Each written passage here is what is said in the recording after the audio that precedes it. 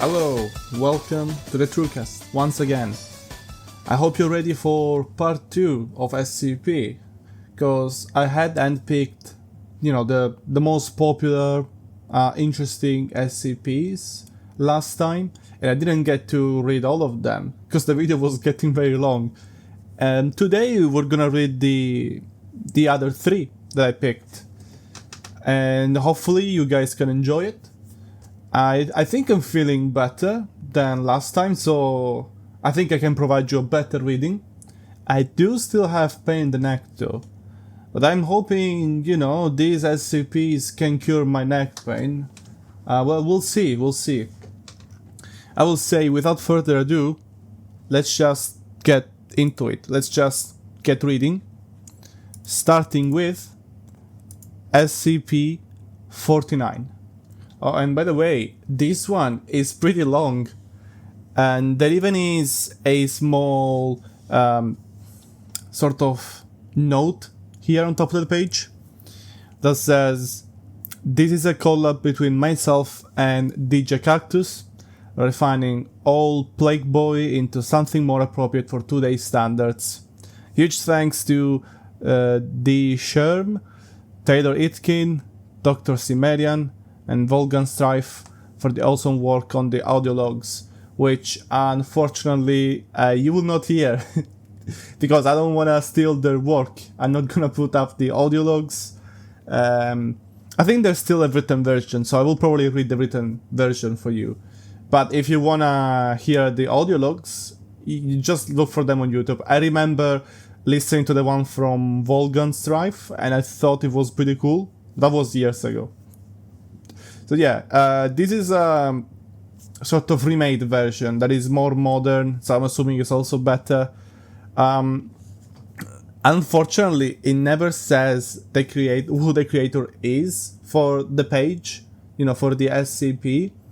Well, it has to do with the sort of roleplay element, right? Because yes, we know they're being created by people, author, writers, but obviously we wanna keep up these creepypasta element up, that this is some secret organization that exists in real life.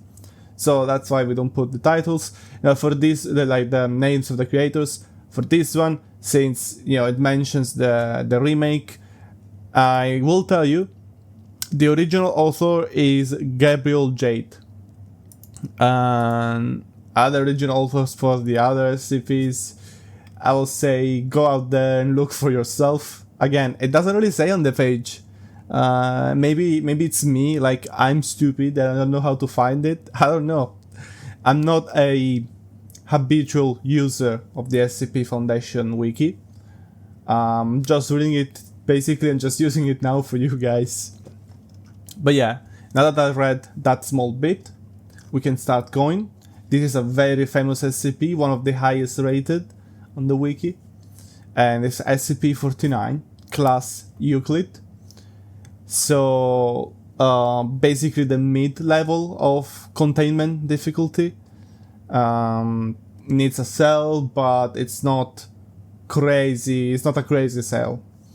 So SCP-49, special containment procedures.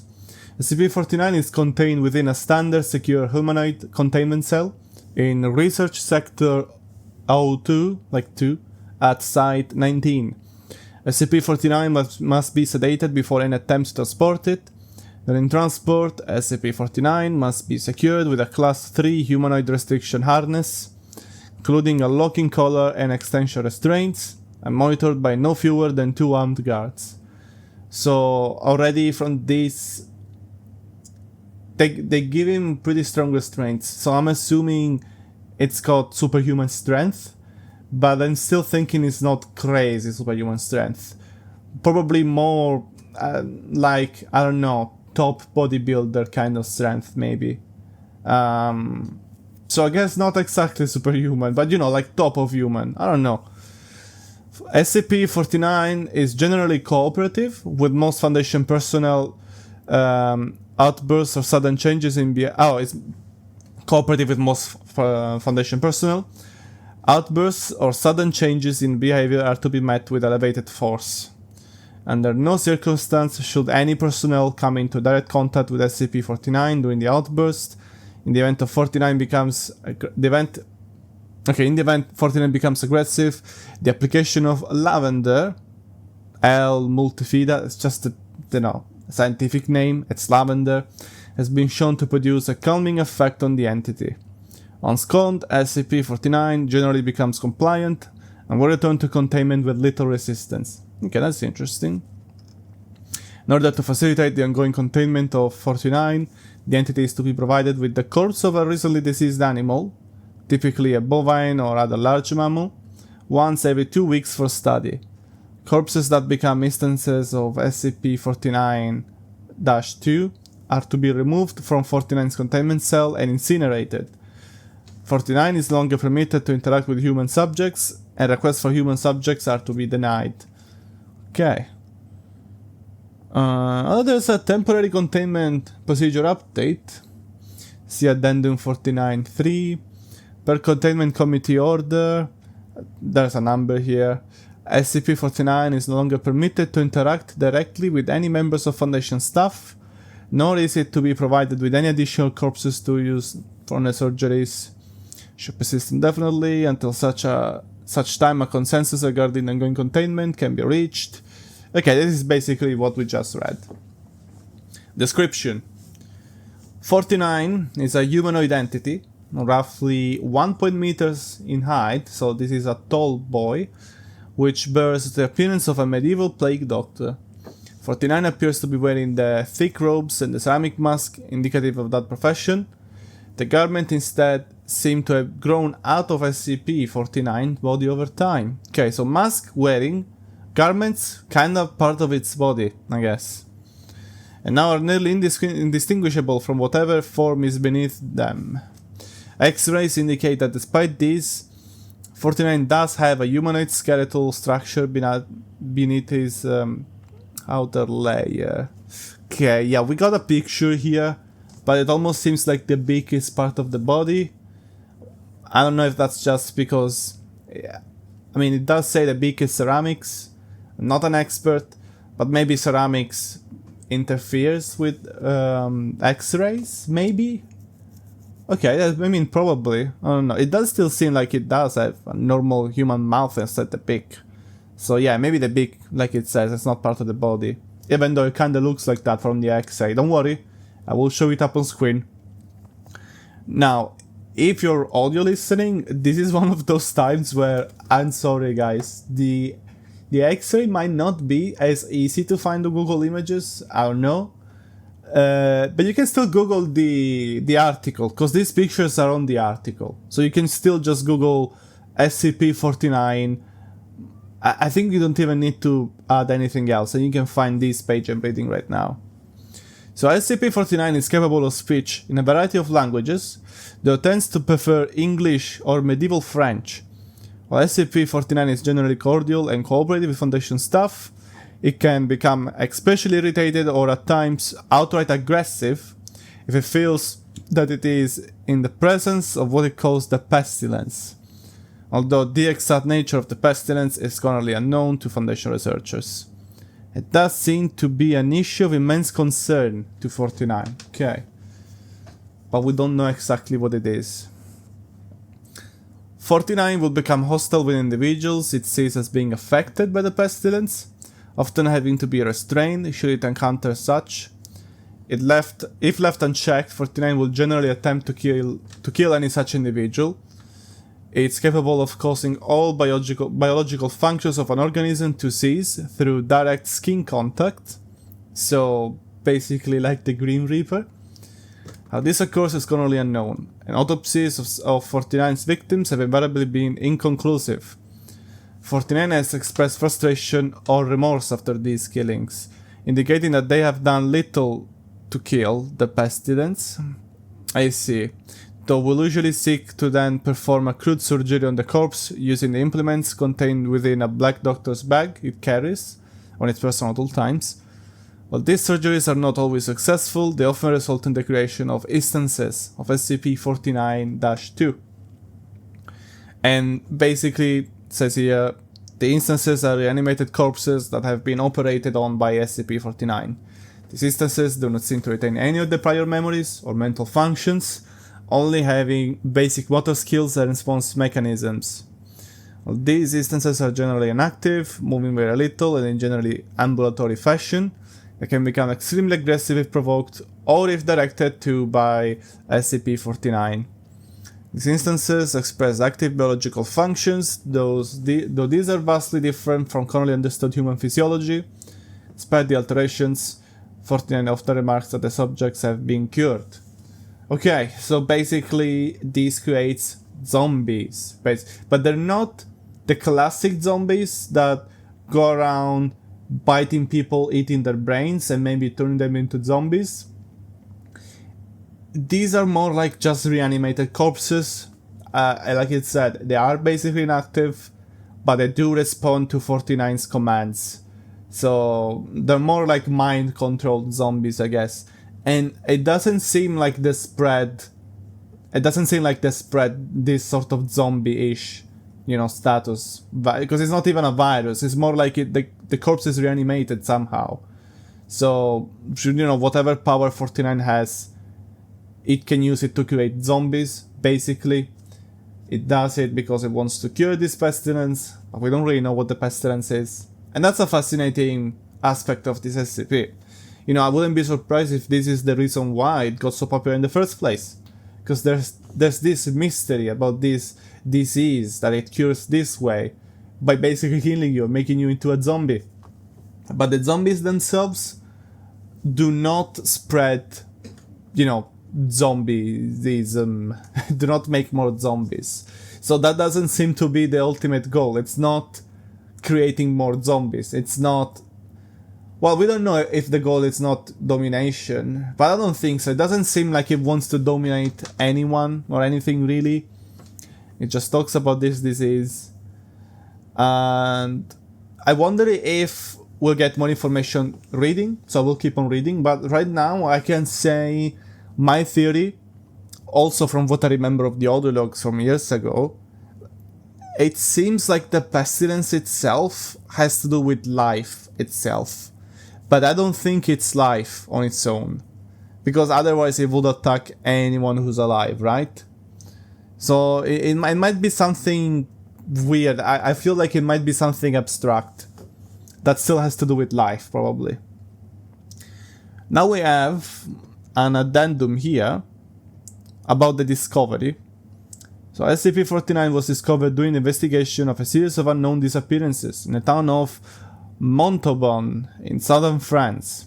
During a raid on a local home, investigators found several instances of 49-2, so basically the zombies, as well as 49. While law enforcement personnel engaged the hostile 49-2 instances, 49 was noted as watching the engagement and taking notes on its journal. After all the zombies instances were dispatched, 49 willingly entered Foundation custody, and that's interesting. So maybe he hopes to study the Foundation. And this is, I think, from what I remember, an immortal being, by the way. Like, this is one of those ancient entities. I think it will say later on. Or maybe it's old lore. Again, I read, I listened to the audio logs ages ago. This might be old lore at this point. And we have a transcript. Okay, so I will read you the transcript. The interviewer is Dr. Raymond Ham, Site 85, and the interviewee is SCP-49, obviously. Begin log. SCP-49 in French. I cannot do it in French. It's okay, it's in English written. So then, how should we begin? An introduction? Is that French? Can we get a translator? The King's English. No need for translation, sir. I can speak it well enough. Good. My name is Dr. Raymond Ham. And a doctor. A like-minded individual, no doubt. Wherein is your specialty, sir? Cryptobiology. Why? Laughs. A medical man, such as myself, wanders around, and here I worried I had been abducted by common street thugs. Looks around the room. This place, then, this is your laboratory? I had wondered, as clean as it is, and with such little trace of the pestilence here. The pestilence? What do you mean? The scourge, the great dying. Come on now. You know, the, taps temple furiously. What is it they call it? No matter. The pestilence, yes. It abounds outside these walls, you know. So many have succumbed, and many more will continue to, until such time as a perfect cure can be developed. It leans back on its chair. Fortunately, I am very close. It is my duty in life to read a word of it, you see. The cure to end all cures. When you say the great dying, are you talking about the bubonic plague? I don't know what that is. I see. Right. Well, the entities our agents encountered at that house, they were dead when you encountered them, yes? And you reanimated them? In a matter of speaking. You see things too simply, Doctor. Expand your horizons. Life and death, sickness and health. These are amateur terms for amateur physicians. There is only one ailment that exists in the world of man, and that is the pestilence. And nothing else. Make no mistake, they were ill, all of them. You think you cured those people? Indeed, my cure is most effective. The things we recovered were not human. Yes, well, it is not a perfect cure, but that will come with time, and further experimentation. I have spent a lifetime developing my methods, Dr. Ham, and will spend a lifetime more if necessary. Now, we have wasted too much time. There is work to do. I will require a laboratory of my own, one where I can continue my research unimpeded. And assistance, of course. Though I can provide those on my own in time. I don't know how else to make a laugh. This guy sounds very posh or fancy for you Americans. I'm in the UK. I know I'm Italian, yes, but I live in the UK, so to me, it's posh and not fancy. But that's the same thing. I don't think our organization will be willing to. Nonsense. We are all men of science. Fetch your coat and show me to my quarters, Doctor. Gestures with pointed stick. Our work begins now. So yeah, it does talk about a lifetime, so I think it is already implying here that it's immortal. I'm assuming it's a he, but I don't know for sure. Okay, new theory about this pestilence.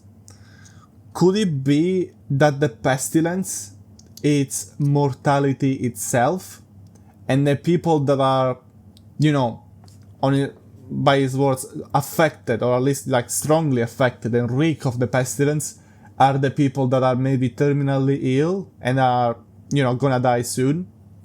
Because we're talking about these appearances, so it's not like they were all people from the same place. They were all from the same town, yes, but these were probably people this doctor handpicked himself. So I wonder if he chose people that were about to die and either waited until their natural death or finished killing them and then reanimated them. It's an imperfect cure because the physiology of the person changes, basically not a human anymore, and basically loses all cognitive function, becoming a zombie. So in his words, it's an imperfect cure, but it is a cure. And these new beings, pretty sure they will not die of old age, or any disease actually. So maybe yeah, the pestilence is mortality itself, so something related to life that is abstract. Who knows? Maybe it is really. Now we have a note. While SCP-49 is capable of communicating in a very human way, there is a strange sense of unease that one experiences when in its presence. Make no mistake, there is something very uncanny about this entity indeed. Okay.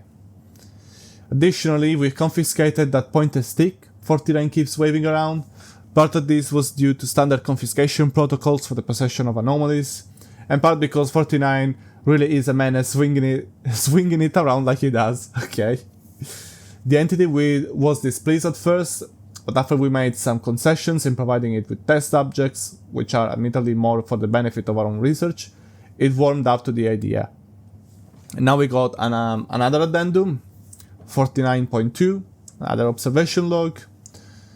While in containment at Site 19, 49 has spent a considerable amount of time studying and performing surgery on various mammalian corpses that's been provided. 49 will routinely spend several days performing surgery, and then, regardless of whether or not the corpse becomes an instance of 49-2, spending several more days documenting its findings in a thick leather journal stored within its doctor's bag. Will often seek to share its findings with members of Foundation staff. Following is a log of several occasions during which 49 was observed operating on a mammalian corpse. Okay, that's a few. Okay, interesting. Alright. 49 OL1 summary. A test subject D85123. So that means it's a human because it's a class D, right? Was introduced in the containment cell. The entity expressed sincere gratitude towards all members and containment research staff. 49 began by asking the 85123 several standard medical questions as it began removing tools from its bag. Shortly after finishing its preparations, 49 quickly closed the distance between the two, killing the subject with a touch to its throat. Afterwards, 49 made a number of considerable alterations to the basic structure of the subject's corpse, often introducing fluids within its bag to the subject by way of hand-powdered pump in copper tubing. Okay. The resulting -2 instance became animated, flailing and grasping at the walls of the chamber with a number of manufactured limbs while moaning out of an oblong orifice now present in its sternum. Okay, weird. So it's not even just zombies, they are quite a bit different. During this time, 49 was observed taking notes at the instance in his journal, and remarking to the watching research staff about the efficacy of its cure. So he's saying this one is more effective than other instances, maybe. Security personnel entered the chamber, moved 49 back to containment, and were attacked by the instance. Yeah. The security team dispatched the -2 instance, and 49 returned to containment with no resistance, stating that he was pleased with the results. So it doesn't seem like it cares too much if the zombies get destroyed, which, again, even more makes it seem like he doesn't really care, like he's not trying to make an army or anything. I guess it's again just experimenting. Maybe he really does want to find some sort of cure for all mortality, and this is still maybe not the best, this is still not what he wants, but it's closer, so he feels satisfied. Then we got OL.2, another summary. CP was provided with a corpse of a recently deceased ghost. Gratitude, obviously, yeah. Operated on the goat corpse for several days, eventually resulting in an instance of SCP-49-2, another zombie. Pleasure in the outcome, though it admitted the disease was still in its nascent stage. My veterinarian practice is rudimentary, but the patient responded well to the procedure. Okay, this makes it interesting though. I wonder if again it means nascent stage, as in like the goat wasn't really gonna die much soon, very soon, or maybe it's not mortality and it's something else. That is interesting. It's it's a lot of food for thought, a lot of theorizing material, Now we have a third log here. Corpse of a recently deceased orangutan. Expressed noted gratitude at the provision due to similarities between the orangutan and a common human physiology. Yeah, I guess that's similar enough. Spent several days operating, reanimating it several times. However, 49 appeared to be discontent with the results it experienced, turning to the creator 3 times after its initial reanimation for additional work. After it was unable to reanimate the corpse a 5th time, 49 turned the corpse over to the Foundation staff for incinerating, stating, "I have learned so much from this, though I fear my early optimism was misplaced. I hadn't yet come across such a stumbling block in my road to the cure. More subjects like this will do a great deal in advancing my research." Okay, so we know he likes orangutans, basically. 49, we have another log, one of the last ones, I think. Ooh, this is long. Was provided with the corpse of a recently deceased bovine, expressed mild annoyance at the provision. It accepted nonetheless. Spent several days operating on the bovine corpse, breaking only to dine on a requested dinner of thin crackers, salted pork and hard cheese. Beginning first by embalming the corpse, was observed producing a number of long syringes from its bag, each containing a different dark, viscous fluid. Well, same thing. Described these fluids as essences of the humors, and elaborated by saying, "The pestilence may bring out a systemic imbalance. In such a case, before true healing can begin, one must find the humors in balance or the body will reject the cure." So, it's operating on medieval medical theories, basically. You know, balance of the humors, which were blood, maybe pus was one of the humors. The other two I don't remember.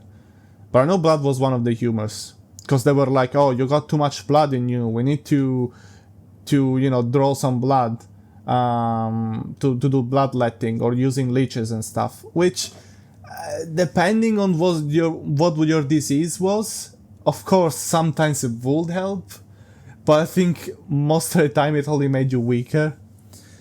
For the next days, 49 spent a considerable amount of time adjusting the organs, using large metal instruments. After 8 days, okay, produced a lightning rod, which Dr. Ham exchanged for an electric cattle prod attached to an extension cord, and struck the corpse in several locations. This action seemingly had the effect of reanimating the bovine, which once again became ambulatory, despite the inversion... What? The inversion of the head, a reorientation of its limbs. So, basically, the cow had... the limbs and the head spun the other way around. Like the head upside down and the limbs spun around 180 degrees, I'm assuming. That's crazy. Oh, that's insane. Why would you do that? Oh, there is a ton here. Look, guys. This is a lot of interesting stuff. There's more logs. But we're already at half an hour. And there are another 2 SCPs I want to read. So, I'm really sorry. But I will stop SCP-49 here. I think you still got a good idea, of the kind of entity it is. If I don't stop it here, I really will not be able to do more. But again, there's the audio logs, and I really recommend you Google them yourself. You can literally find the page. Actually, I might even put it in the description of the video if you guys are interested. Makes it easier for you guys to see it. So yeah, there's an option. Either look at the article itself if you guys are interested, or you can find it on YouTube. You can find people actually reading the logs for you. Maybe one of these days I can read the logs for you, like the entirety of the logs. There is still a lot. There is a lot still. I had no idea it would be this long. But yeah, small considerations, very quick considerations. Dressed as a plague doctor, yeah, makes for an interesting design. And I am pretty sure this guy is immortal. And it does speak, like, apparently medieval French. So I am willing, like, very easily assuming that this guy is at the very least from the Middle Ages. Middle Ages? Yeah, that's how you call it, right? Well, from medieval times anyway.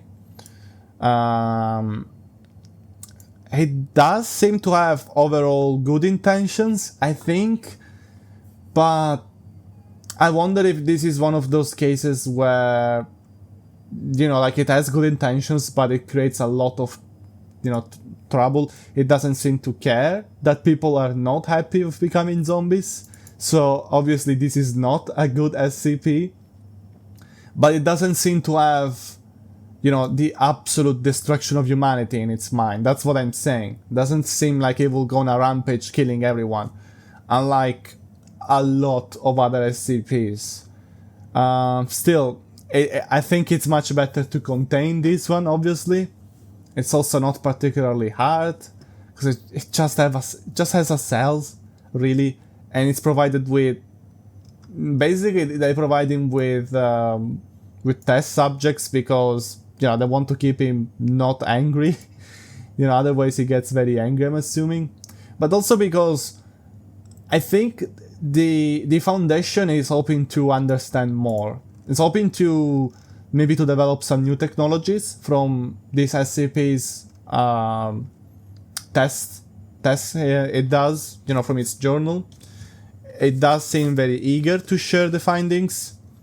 So in a way, there is a pretty good chance it can help the Foundation. And I think that's one more reason why the Foundation is focusing on containing it rather than destroying it. Because they are trying to destroy other SCPs. The past episode I was reading 96, it was, the Shy Guy. And the Foundation wants to destroy that one. And the next one, I'm gonna read now, SCP-682, it's another one of them.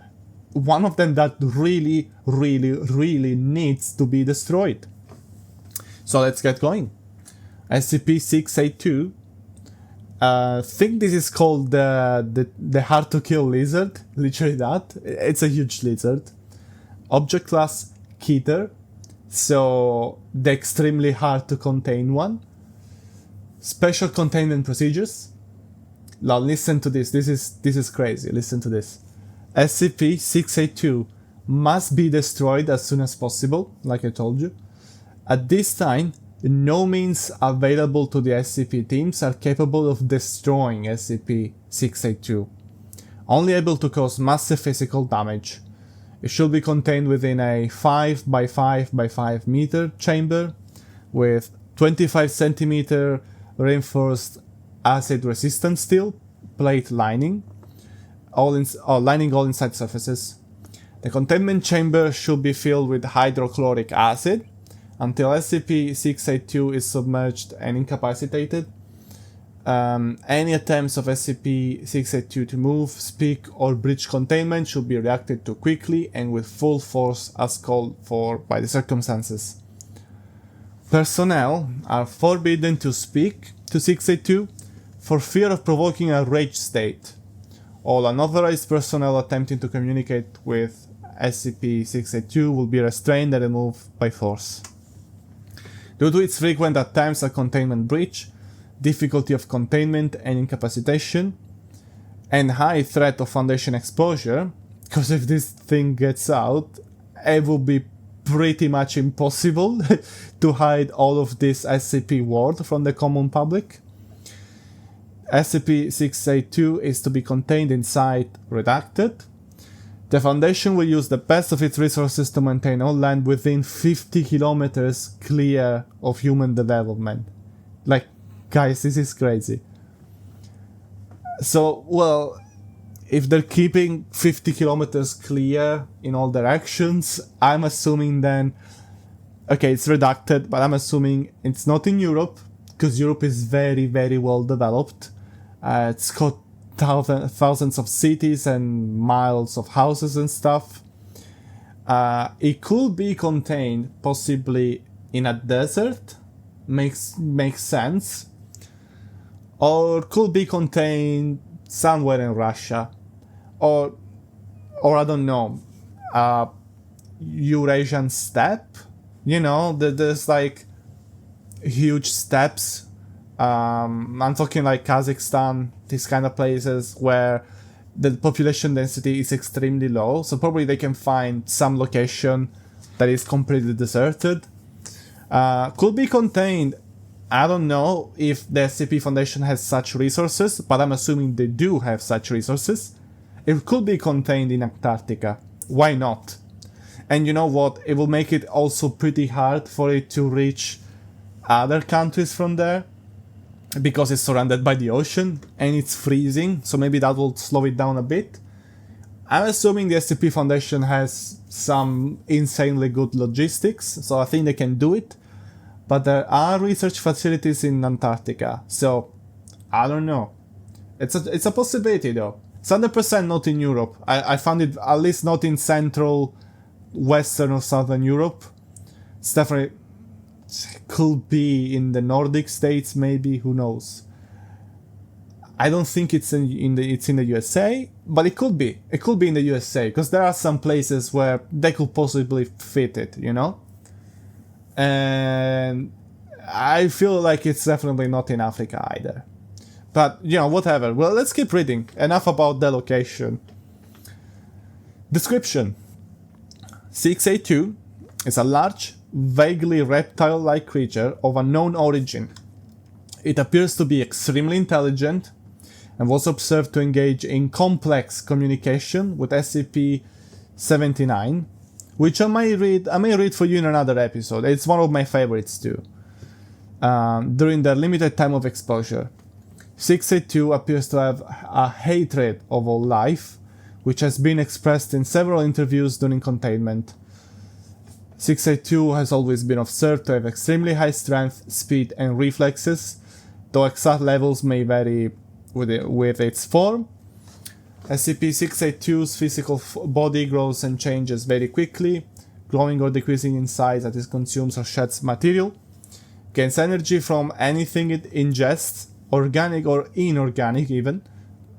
Digestion seems to be aided by a set of filtering gills inside of SCP-682's nostrils, which are able to remove usable matter from any liquid solution, enabling it to constantly regenerate from the acid it is contained in. SCP-682's regenerative capabilities and resilience are staggering. 682 has been seen moving and speaking with its 87% with its body 87% destroyed or rotted. So yeah, crazy. And basically even hydrochloric acid cannot dissolve this thing. The regeneration is so strong that it can probably only bring it to, I don't know, a stalemate regeneration level, where it's neither regenerating nor corroding. I feel like it is still slowly regenerating, otherwise it will never be able to escape. In case of a containment breach, 682 is to be tracked and recaptured by all available mobile task forces, and no teams with fewer than 7 members are cleared to engage it. To date, there's a date here but it's redacted, attempted breaches have numbered at 17, while successful breaches have numbered at 6. Okay, so it doesn't... basically, it doesn't breach as much as 106, which was the old guy, the one that goes through walls from the past episode. Doesn't breach as much, but it does breach. So, still pretty bad. We have a recorded transcript of, well, something. It's redacted. Doctor redacted. Now, why did you kill those farmers? No verbal communication. If you don't talk now, we will remove you from this attempt and place you back into comprehensible. Pardon? Motions to move microphone closer. Still incomprehensible. Speak up. To personnel. Move the mic up closer. D085. Okay, so D class personnel. It's basically ex convicts. They are still basically convicts. They're basically modern slavery. Oh, okay, finally it responds. They were incomprehensible. To personnel D85, The microphone has only so much gain. Move it closer to it. His throat's messed up, man. Look at it. He ain't talking. Gasps and screams. Okay, this guy got killed. Beating to assault 85's body. They were disgusting. And the doctor retreats from the room. So basically nothing is said. Barely anything is said. But we do get the sense that it hates humanity, basically. Oh, we got an addendum of breaches. Interesting. Not as interesting. We got first, second, third, fourth. We have the 6 occurrences cataloged here, but it's all redacted. We only get told, handled by agent redacted, killed in action for a guy or woman. Personal D 129, killed in action. Okay, there's a lot of deaths here. Okay, basically, yeah. In all the occurrences, we get quite a few people KYA, so killed in action. Even surgeons, so like even high-ranking officers with plenty of experience are killed in action. Yeah, it's crazy. In some of them, some D personnel survive, and all the agents die. Yeah, basically there's a ton of deaths when interacting with this lizard when it breaches. Dangerous lizard. I will not recommend interacting with it. We got we got termination options. Log of event 682E18. Doctor attempts to use SCP-409, which I'm not sure what it is. I think it's a quartz thing. I haven't read the article. Okay. Basically 4 AM exposure. SCP-682 began to tear at the point of contact, causing massive trauma to the area. 682 requests several times to know what it has been exposed to. 8 AM, crystallization begins, spreading much slower than normal. 12 AM, midday. I think it reads at PM, well, whatever, midday. 682 shows signs of extreme pain and begins having seizures. Seizures. Okay, I think you said seizures. Anyway, 1 o'clock, 1 PM. Crystallization stops at 62% conversion. Crystallized head explodes, causing massive physical trauma. 2 PM. 682 recovers from exposure. Despite the loss of limbs and organs, it begins regeneration, stating that it will attempt to kill and consume all staff involved in the event. Of course. 682 appears to now be immune to 409. Use of other SCP items to terminate 682 must now be first tested on samples before full-scale testing. Yeah, because you don't want to use these crazy powerful SCPs and accidentally give it immunity to them, because it might give immunity to, other similar weapons that the Foundation can use. It can really reduce the possibilities until maybe this thing evolves to be completely indestructible. You don't know that. And I wouldn't risk it. I wouldn't want to make this lizard completely indestructible. It's already hard to kill.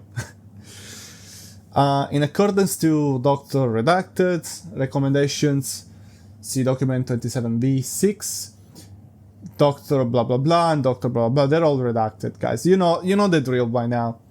They have requested permission to attempt the termination of 682 using 689. The request is currently pending approval. I'm gonna have a quick look at what it is. It also has been suggested by Dr. Gears to use SCP-182, in an attempt to communicate with 682. 182 has expressed reluctance and refuses to enter the containment center, if at all possible. Okay, I'm gonna have a quick look at this. I'm not gonna read them. No picture for 182, so I don't know exactly what it is, but it is sentient because they talk with it. Caucasian male of average build, 45 years of age. Scarring. Oh, 182 has the ability to enter minds of other animals, including humans. Okay, that's why they wanted to communicate. We might read it another time, I don't know. 689. What is it exactly? Small green soapstone statue. Unknown date of the underworld. What does it do exactly? Oh, it kills people. It seems to kill people that look at it, but only humans. Heart attacks to strokes, yeah, okay, kills people that look at it, basically. Guys, there are so many. I swear, there are so many SCPs. I love that they're interconnected sometimes. I'm pretty sure there's a story of another SCP interacting with this one and sort of trying to become allies, which is very dangerous. Might read it some other time, might read it. There is a story, I think, of SCP-173, you know, the statue, the concrete statue, the one that teleports and snaps your neck. Well, it's more like hyperspeed, I think. But there is a report of that, you know, attempting to kill the lizard. And I think the lizard had evolved like extra sets of eyes. It had like 10 eyes to keep looking at it. And people kept shooting at the eyes until eventually it evolved to have like 10,000 eyes. So at that point it was impossible for the statue to move. It was impossible to keep shooting at the eyes and stuff. So it definitely can get scared. It can be harmed.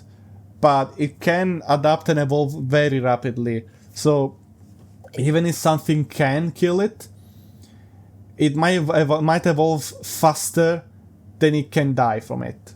So if there is something that can kill it, the Foundation needs to make sure that it kills on the spot instantly. It's the only way, really. It's really the only way. But yeah, interesting. There was also another story, I think, of 96 trying to kill 682. Because they tried using multiple SCPs.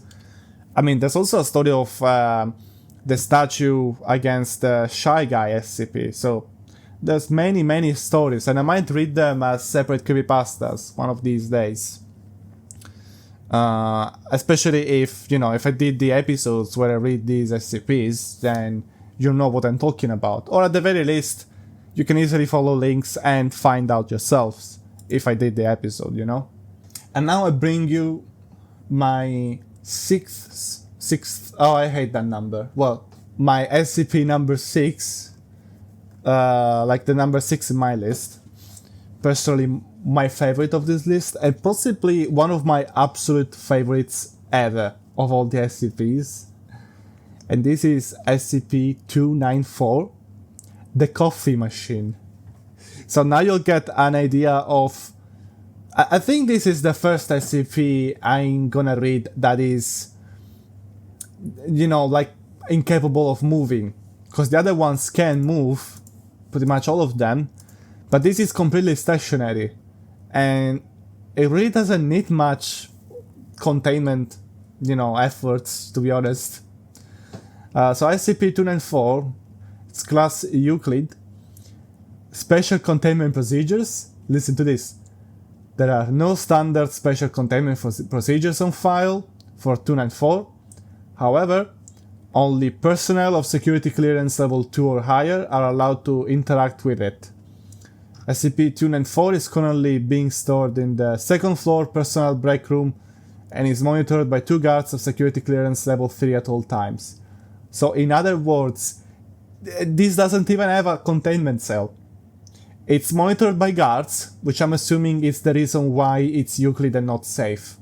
Because ideally, a safe object wouldn't even need any monitoring. Again, we're talking about how hard it is to contain and not how, you know, how dangerous the object is. Because if there's some object that is like, let's say, a steel ball that does exactly nothing but weighs 10,000 tons, that's probably gonna be safe. because why would you even need to contain it? It's impossible to even pick up, you know? So they'll just put it in a room and that's that. They won't need any surveillance. On the other hand, this machine, yes, it doesn't move and doesn't need a cell, but it can very easily be used improperly. So I think they would either keep it Euclid and in a break room, accessible to many people, but keep it Euclid and surveilled, or keep it in a cell with no surveillance, but you need permission to enter. But then you can put it safe. So I think they chose this way of making it Euclid, because then they get more use out of it. And you'll see why. Now I'll read it in a moment, but clearance level 2 or higher, if I remember right, because I played the games, this is basically anyone from guards, all scientists. I think most scientists, they're already like level 3. The only scientists that are maybe level 2 are probably, I don't know, junior scientists or some like, data analyst, I guess. But even they can use this machine probably, because they are level 2. Really, the only people that are level 1, I think, are the Class D personnel, which are basically test subjects, and maybe janitors. Maybe janitors are Class 1. They have, more access rights, but they're clearance level 1. So yeah, basically everyone else gets to use it. And that's why it's in the break room. Listen to this. Description. 294 appears to be a standard coffee vending machine, the only noticeable difference being an entry touchpad with buttons corresponding to an English QWERTY keyboard. So basically, the most common keyboard that you probably have right now if you're listening from a computer, or you even have on your phone, really. Upon depositing 50 cents US currency into the coin slot, the user is prompted to enter the name of any liquid using the touchpad. Upon doing so, a standard 12-ounce paper drinking cup is placed and the liquid is indicated is powered. Now, I don't know how much 12 ounce is in European measures, which will be good because I only use European measures, but I'm assuming it's a coffee cup. I'm assuming it's a tiny thing. Or at the biggest, it's like a water cup. The one that you put in those water dispenses. Anyway, let's keep going. The liquid indicator is poured once the drinking cup is placed. 97 initial test runs were performed, including requests for water, coffee, beer, and soda, non-consumable liquids such as sulfuric acid, wiper fluid, and motor oil, as well as substances that do not usually exist in liquid state, such as nitrogen, iron, and glass. And each one returned a success. Test runs with solid materials such as diamond have failed, however, as it appears SCP-294 can only deliver substances that can exist in liquid state. Although I wonder if, it wouldn't just give you... I guess it could give you liquid carbon if you ask for diamond, but diamond is specifically solid with a specific structure. So you couldn't make it liquid without it losing all of its properties, I guess. On the other hand, technically iron, yeah, it's got a different structure whether it's solid or liquid, but iron refers to the material itself. And, it keeps the same properties, whether if it's in an ingot or it's liquid. I'm pretty sure it's still conductive of electricity. It still has the same melting point and stuff, so maybe that's the difference. It is of note that after approximately 50 uses, the machine will not respond to further requests. After a period of approximately 90 minutes, the machine seemed to have restocked itself. It is also interesting to note that many caustic liquids that would have eaten through a normal paper cup seem to have no effect on the cups dispensed by the machine. Testing is ongoing. As suggested, SCP-294 was moved to the second floor personnel break room as a money-saving venture. Okay. I mean, you could get any liquid, to be fair. Following incident 294-01, guards were stationed at the item and a security clearance became necessary to interact with it. And now we get a document 294A, which is basically regarding the incident 294-01. On August 21, 2005, Agent Joseph Redacted attempted to use item SCP-294 to obtain coffee during his allotted break time at 9:30 a.m. at the request of Agent Redacted to see what it will do. Okay, oh, I see the problem. It's not taking coffee. Redacted requested a cup of joe from the item, which, yeah, Americans know that for sure, but maybe, everyone else listening from any other parts of the world, a cup of joe is a common terminology for a cup of coffee. I don't know why Americans call it that, but they do, and and it's kinda cool, I guess, so why not? It's definitely better than English people calling football footy. Sorry guys, I don't mean to offend, I think it's cringe, but sorry. I don't mean to offend you. I will keep further opinions to myself, don't worry. Moments after confirming the selection, Agent Joseph began to sweat profusely and complained of dizziness before collapsing. After moving the unconscious agent to the infirmary, the medical team recovered the contents of the cup dispensed by item SCP-294, a combination of blood, tissue, and other bodily fluid. Testing revealed the DNA sequence of the biological material dispensed to be matching that of Agent. Well, we know his name is Joe or Joseph, because, we asked for a cup of Joe, so you can redact the name, but we know at least his first name is Joe. We don't know the last name, but... this same agent made a complete recovery after 4 weeks of rest and intravenous hydration. X-rays and CAT scans showed no further signs of injury, and he was released. Oh, and the other agent was released. Sorry, it's all redacted, it's hard to tell. Both agents were reprimanded. Oh, well, yeah, because he asked. I think he's the agent that asked. I don't know. The agents were reprimanded. Additional security measures for SCP-294 have been recommended. Yeah, of course, that's why you got the guards. I bet before this it was safe. But once they found out that you can literally attack remotely other people, it went to Euclid, because now there's a problem for containing. Its effects are technically not containable within the same room. Its effect can probably,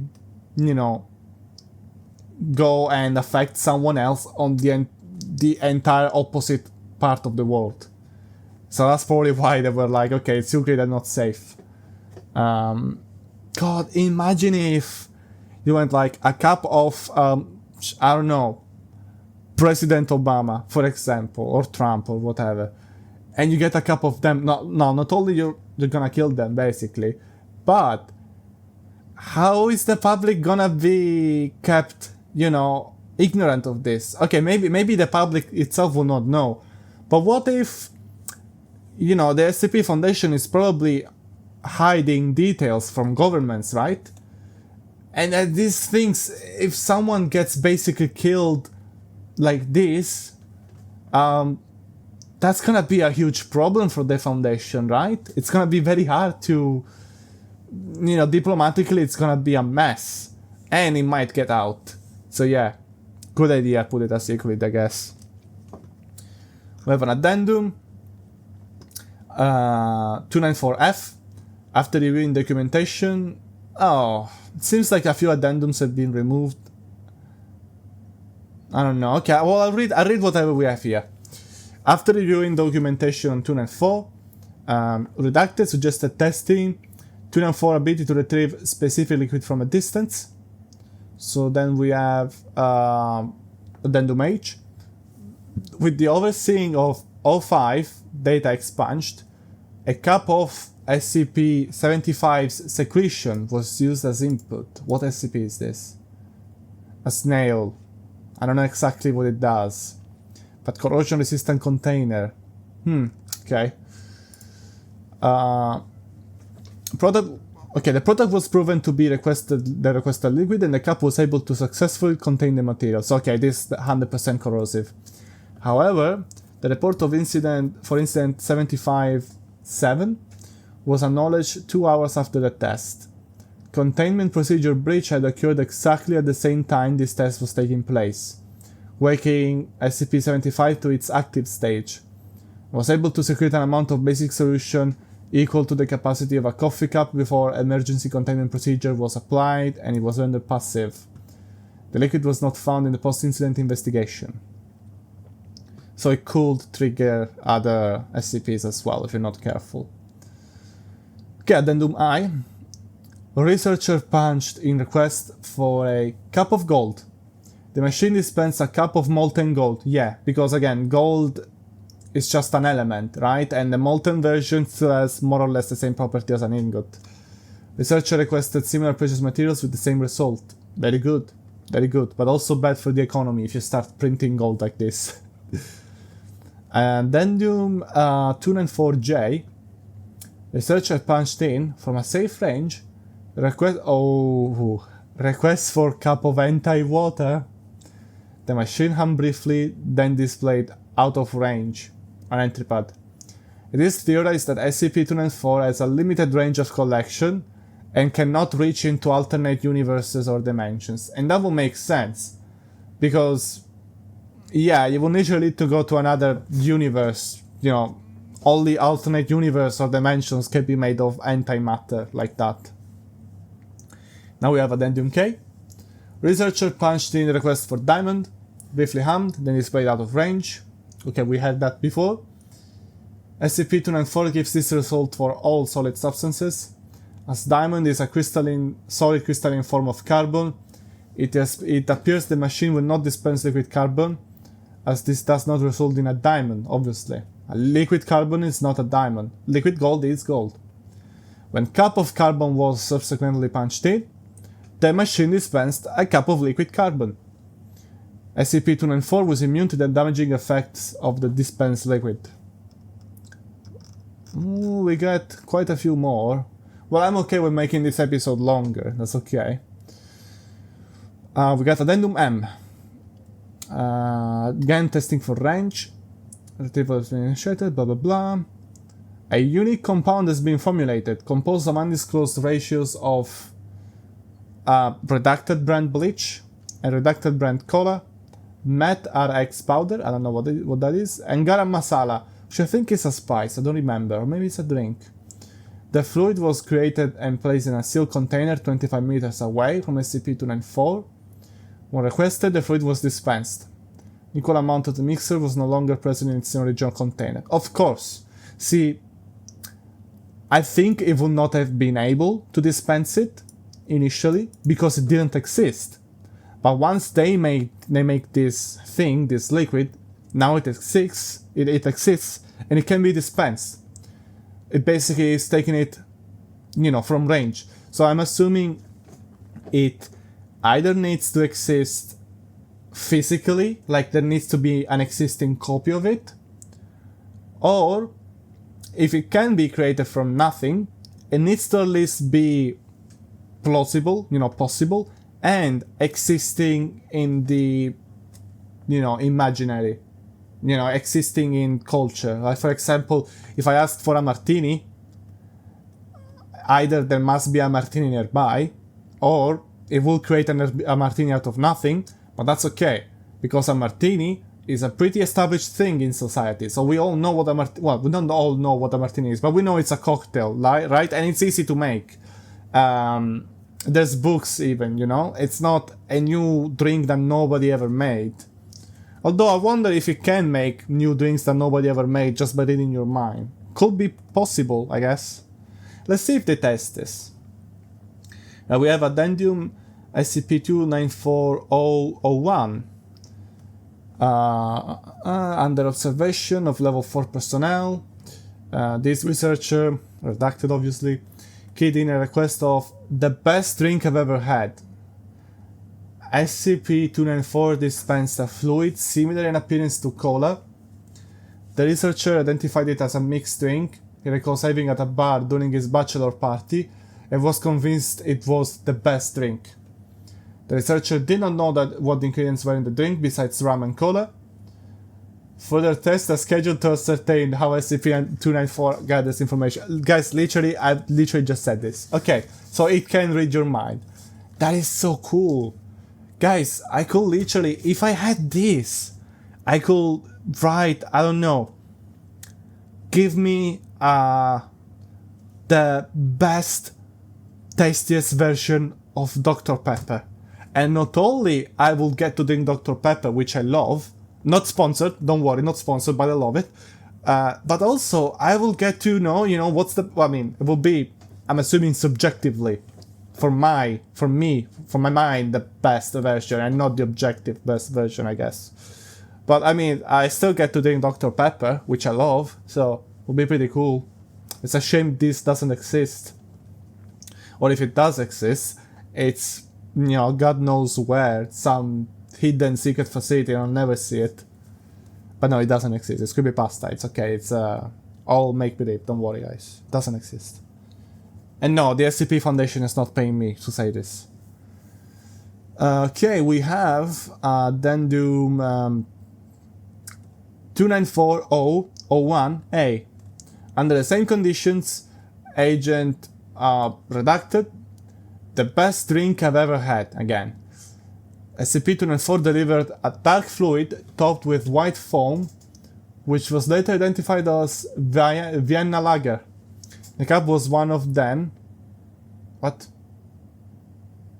Sorry, the cup was printed with a color picture of... Oh, you can even print on the cup, interesting. Of 5 men and 2 women drinking beer on the beach. Redacted was one of them. In his briefing, Agent Redacted confirmed that his favorite drink ever was a Vienna Lager he consumed at the beach with his friends. It has now been confirmed that SCP-294 has the ability to directly gather information from someone's mind in order to comply with the given conditions. And Addendum 294Q01, subject keyed the perfect drink.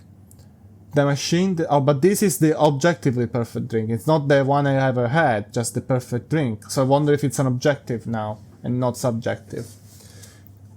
The machine dispensed a cup containing an odorless lavender liquid. After drinking the liquid, subject appeared to go into shock. Subject later committed suicide, leaving a note which read, "I'm sorry, but at this point, everything's just one big letdown." Jesus. Okay, so don't experiment with the perfect drink. Just ask for your favorite drink. Or I was gonna say a drink I might like, but yeah, maybe don't even write that. Just go matter-of-factly. Don't go hypothetical, because it might do this to you. Requesting such a drink is highly discouraged. None of the components of the drink have yet been identified. That's a shame. Could have been interesting. Okay, Addendum 294T01. Subject keyed in something Cassie will like. Oh, good that you wrote will and not might like. Oh, but this... Okay, let's read. The device was heard to hum for about 3 seconds before dispensing an empty cup. Printed on the side of the cup was an image of a traditional soda fountain glass, filled with something brown and topped with whipped cream. Is this some sort of soda float? For introduction to SCP-85, oh, I guess Cass is the name of SCP-85. It was identified by her as a chocolate banana milkshake and judged delicious. Oh, okay, I heard of this. Pretty famous SCP. 85 is basically a lady inside a drawing, sort of. She's drawn and she's inside this notebook, I think. Cool, interesting SCP. This is one of the safe ones, because she's inside the notebook. There's nothing she could do to escape anyway. Also, she's not aggressive either, I think.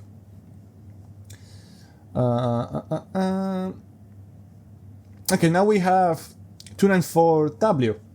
Researcher keyed in request for a cup of music. Okay.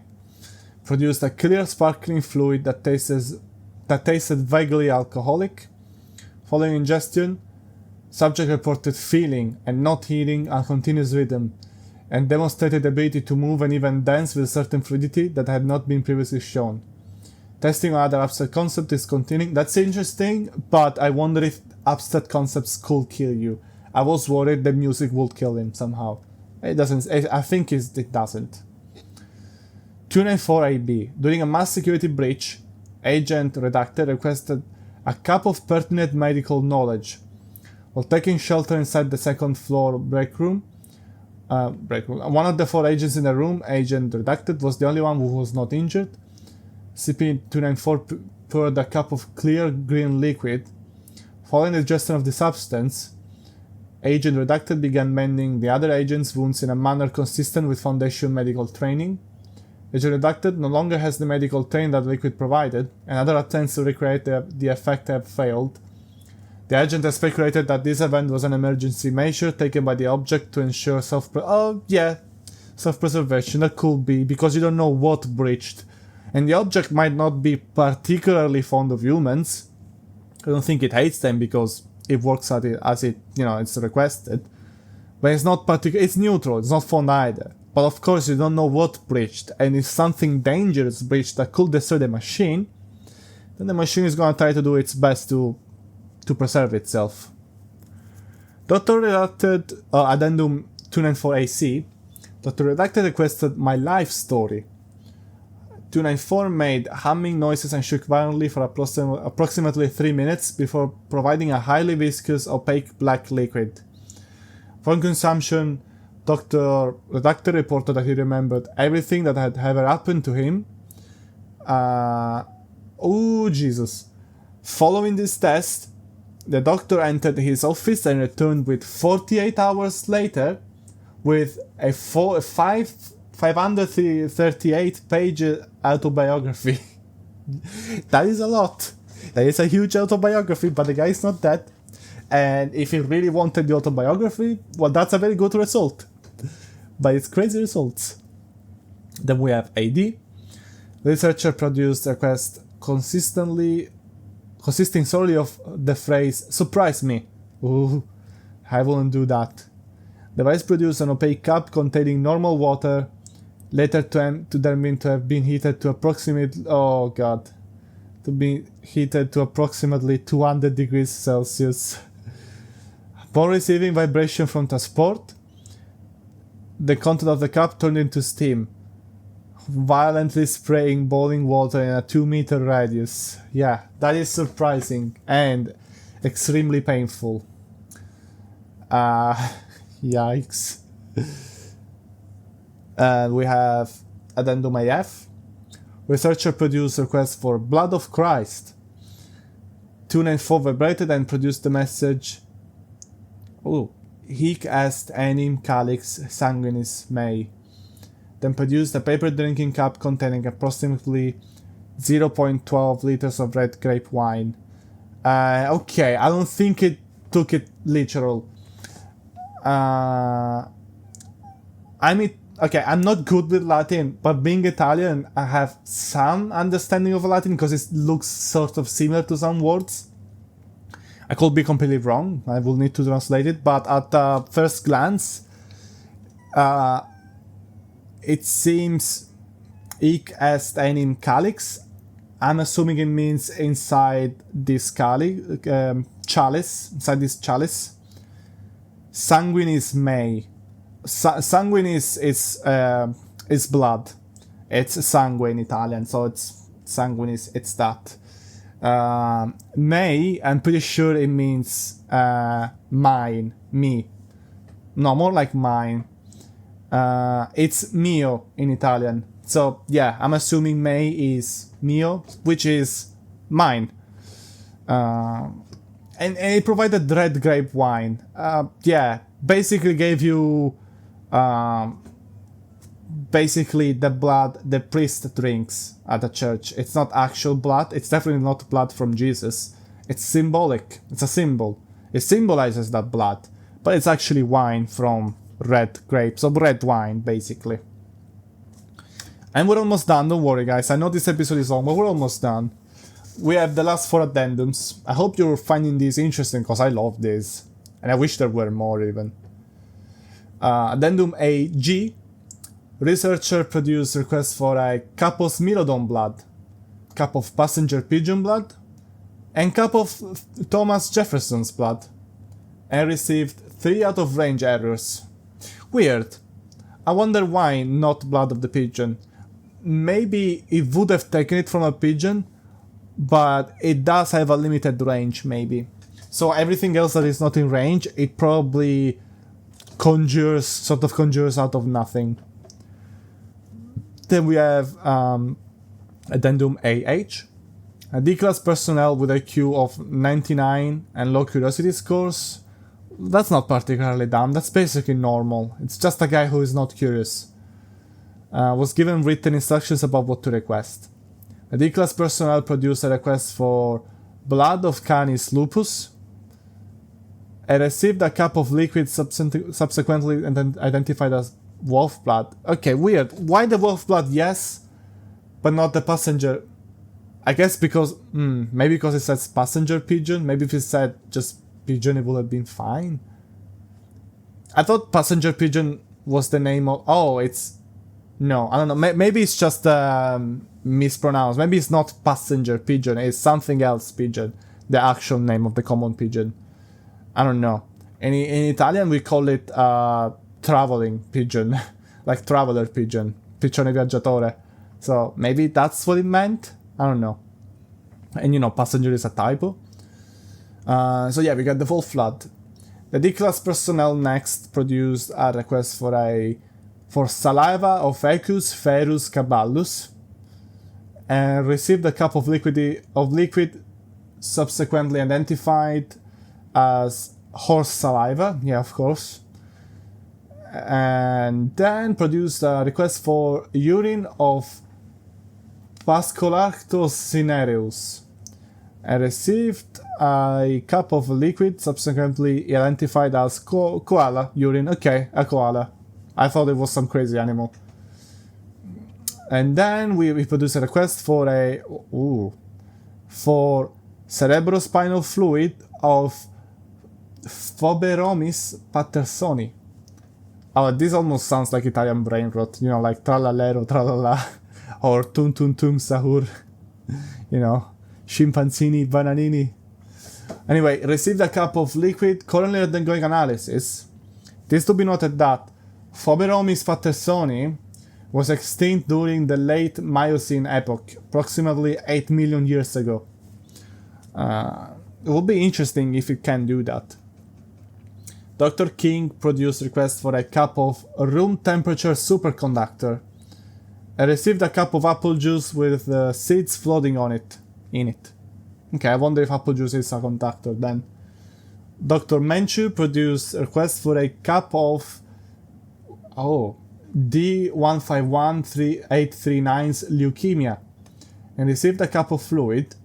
The fluid was microscopically examined and found to contain leukemic blood cells, which were a genetic match to that person, the D-class personnel. A second request for a cup of D151839's leukemia resulted in an out-of-range error, and the D-class was subsequently found to be free of leukemia. However, within 15 days the leukemia had recurred. That's sad, but still, you could keep yourself constantly out of leukemia and out of cancer, probably. Okay, we'll come back probably, but you can probably keep asking, right? Unless eventually it doesn't work anymore, like it just comes back instantly. I don't know. Other SCP-294 experiments are currently awaiting approval. So yeah, that's all about the coffee machine. I hope you liked it. It's one of my favorites. I will say it started becoming maybe a bit boring after reading so many. I'm sorry if I bored you out, but they are kind of cool, right? And you know, at least maybe you're getting some ideas of, oh, I wonder what I could ask to this machine. I wonder what it will dispense. I remember, but I don't know if it was an old version of this article or some other separate story, that they did experiments by unplugging the machine. Because the machine is plugged, but it supposedly works unplugged as well. And I remember, reading about experiments of the machine working without electricity. And if you ask for stuff without electricity, it's more unpredictable, and sometimes you get stuff from alternate realities, apparently. But I don't know if this has been retconned. I felt like, and maybe it was a bit overboard, like a bit too much, right? So I definitely prefer this version like this. It's pretty cool. I like it a lot. And like I was saying before, I will totally ask for Dr. Pepper. I would also love to ask for a drink that would improve my health. That would be interesting. I don't see how that can hurt me. Watch as I do that, and then my health is improved for 1 hour, and then I suddenly die like that. I would ask for a cup of I don't know. I guess my favorite drink, and it will then give me a drink that has some sentimental value to me, probably. I wonder what that will be. I wonder what it will choose. It will be cool. Very interesting to test. It's very sad that this thing doesn't actually exist. Sorry guys, I'm getting tired now. It has been 1 hour 20. And I had told myself I would not make videos this long again. But, at least we got these other 3 SCPs, right? Could you imagine if I did everything in a single video back the other day? The last week? Well, now we're done. We're done. No more SCP. For now, at least. It will probably come back. But I have something else planned out for episode 20 of the TrueCast. So, I don't think I'm gonna make a 3rd consecutive episode of SCP. But I am, I think, very likely to bring it up again in the future. So I hope you liked it. Let me know if you want, more SCP as soon as possible. Maybe for episode 21, who knows. Let me know if you enjoyed it in general. If you have any discussions you want to discuss, ask me anything. If I got anything wrong about other SCPs and stuff, or anything else really, tell me in the comments as well. And I hope you enjoyed it. Put a like if you did. Subscribe if you want to see more. Very important if you want to see more. And share it to your friends as well. Share it to your family as well if you think they might enjoy. Share it to everyone. And you know what? Share it even to your enemies. Cause I don't know. Just share it to everyone, guys. I'll see you in the next episode.